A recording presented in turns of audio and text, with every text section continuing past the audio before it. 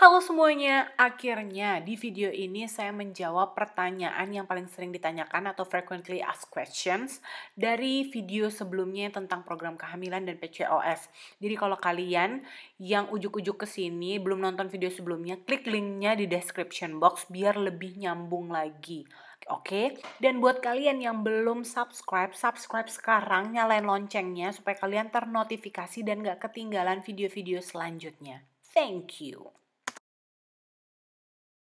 Sekarang saya mau ngomongin pil KB. Pil KB yang dikasih ke saya itu, sorry banget, lupa mereknya. Yang pasti bungkusnya warna pink.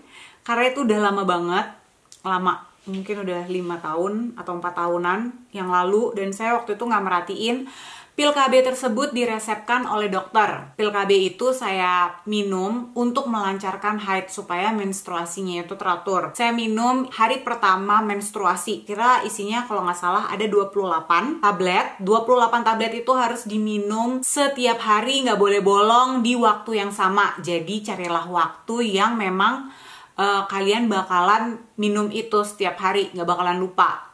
Kalau saya sih pagi-pagi, jadi bangun tidur kayak gitu, misalnya jam 6:30 pagi, itu saya udah, ya pasti saya bisa minumnya kayak gitu loh, nggak lupa, belum keluar rumah dan segala macam. Terus berapa lama? Waktu itu saya minum pil KB-nya itu 2 kali siklus. Di dalam 2 kali siklus itu juga disertakan dengan yang obat suntik. Karena ini saya program kehamilan ya, tidak sedang program kehamilan, mungkin kalian tidak diberikan yang suntiknya. Masih dalam pil KB, terus dibilang tergantung nggak? Ketergantungan nggak kamu dengan pil KB? Sayangnya iya ya. Jadi waktu itu setelah programnya berhasil, saya udah melahirkan seperti itu.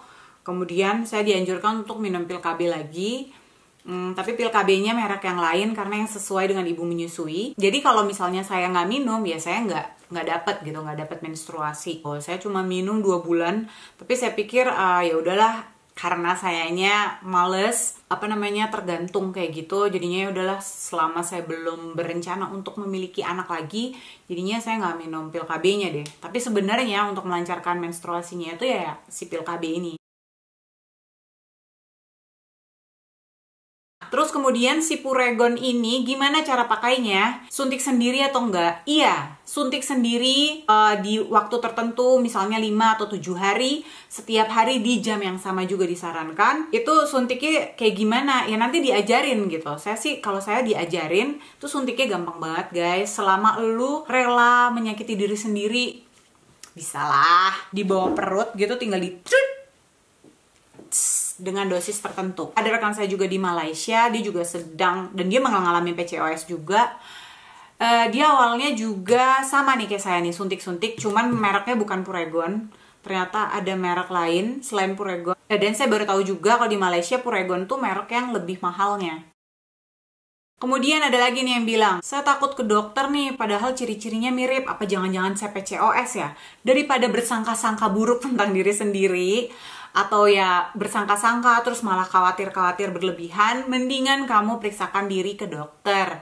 Minta ke dokternya, saya kok kayak curiga, saya seperti ini, bisa nggak tolong diperiksain apakah benar tes darah, atau ya tadi USG, atau bagaimana melalui vagina. Seperti yang saya sudah jelaskan sebelumnya, ya minta aja dokternya, jangan kayak saya dulu. Saya kan nggak ngerti apa-apa, jadi malah nggak diperiksain, malah dijanjikan yang aneh-aneh. Maksudnya, iya nanti udah nikah, udah lancar segala macam. No, kamu butuh data untuk menegakkan diagnosa, kayak gitu. Ke dokter kandungan ya guys, SPOG, bukan ke dokter umum. Semua pemeriksaan itu nggak ada yang sakit guys, nggak, bener-bener biasa aja menurut saya sih. Justru yang menyakitkan itu ya hasil-hasil, kalau gagalnya tuh sih yang menyakitkan. By the way, kamu bayangin kamu mau perang, terus kalau mau perang yang kamu siapin apa? Mental. Yang kedua yang kamu siapin adalah kamu kenalin musuh kamu.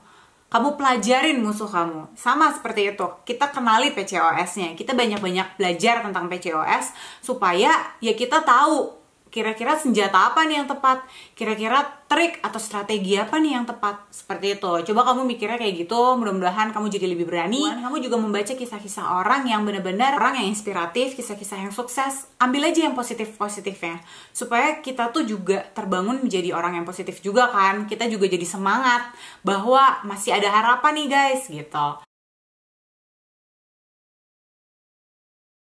Saya nanya nih, saya dokter di Indonesia kok saya nggak disuntik ya? Cuma dikasih obat-obatan doang. Beneran saya nggak bisa jawab. Kamu yang dokter di Indonesia, tolong jawab ini. Kenapa? Apalagi yang dokter kandungan. Saya nggak ngerti.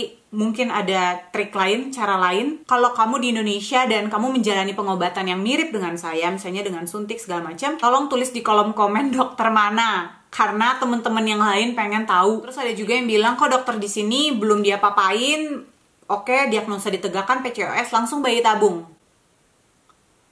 Saya sebenarnya nggak mau komentar banyak sih. Sebenarnya bayi tabung itu tuh, ya mungkin itu caranya kali. Jadi kalau misalnya di Jerman juga, kalau misalnya beberapa kali percobaan itu gagal, dan kemudian dinaikin lagi percobaan yang lain dengan cara yang lain, terus gagal juga, baru akhirnya tuh dicoba dengan yang cara yang paling atas, bayi tabung, kayak gitu. Kalau di Indonesia serta-merta dokternya itu bayi tabung, sorry banget, gue nggak tahu kenapa. PCOS itu sangat sensitif sama asupan makanan, beneran. Jadi dianjurkan, sangat dianjurkan, banyak banget kisah-kisah orang-orang, dan saya udah mengalami sendiri, kalau saya lagi makanan sehat atau makan bersih, atau istilahnya trennya itu namanya clean eating, itu lancar. Saya pernah clean eating nyoba, cuman clean eating 2 minggu, itu berat badan turun 8 kilo dalam 2 minggu, dan 6 bulanan, 5 atau 6 bulan ke depannya, itu menstruasinya tuh lancar per bulannya. Paling waktunya ya maju mundur gitu ya tanggalnya, tapi lancar, teratur. Nggak ada gula, harus low karbohidrat rendah makanan. Jadi yang nasi-nasi putih tuh, itu udah dicoret. Kemudian makanannya diusahakan mungkin yang benar-benar fresh. Jadi nggak ada makanan kalengan, nggak ada fast food. Terus minyak itu juga sangat sedikit. Itu benar-benar kayak belanja di pasar. Semua yang seger-seger itulah yang dimakan kayak gitu.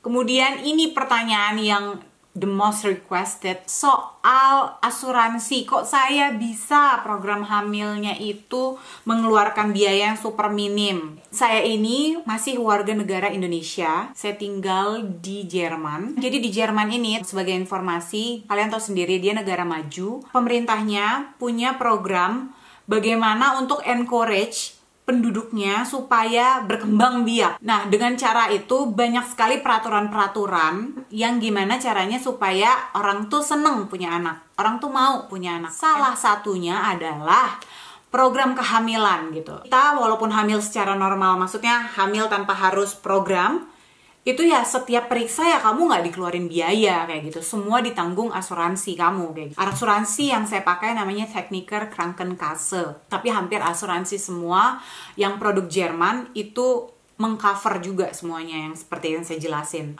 Tapi yang nggak di cover sama asuransi saya tuh vitamin asam folat. Jadi kayak asam folat itu kan pilihan kita mau asam folatnya kayak yang mana kayak gitu tuh bukan keharusan, bukan wajib, bukan obat utama dalam program kehamilan ini, maka maka saya harus beli sendiri. Nah, sedangkan di Indonesia sendiri, bahkan pemerintah aja kalau kalian ingat yang dulu-dulu itu sangat menggalakkan namanya keluarga berencana. Anak itu cukup 2 kayak gitu. Jadi digalakkan supaya ledakan penduduk itu tidak terjadi. Tentu saja asuransi produk Indonesia itu ya tidak mengcover untuk kalian ya berkembang biak seperti itu. Jadi semoga aja pertanyaan kamu terjawab. Kalau misalnya ada pertanyaan tambahan atau kalian pengen tahu lebih lanjut kesehatan di Jerman tuh kayak gimana sih, apa aja sih yang ditanggung kayak gitu, silahkan aja. Kalau program kehamilan kamu belum berhasil, bukan berarti usaha kamu belum kenceng, doa kamu belum kenceng. Itu berarti mungkin waktunya belum yang terbaik buat kita. Jadi moga-moga kalian tidak putus semangat, tidak patah arang, kalian tetap berusaha, karena waktunya Tuhan kita nggak tahu ya kapan. Jadi tetap berusaha, dan semoga aja semua doa-doa kita untuk memiliki anak itu bisa cepat terwujudnya. Oke? Sampai ketemu lagi di video saya selanjutnya. Cheers!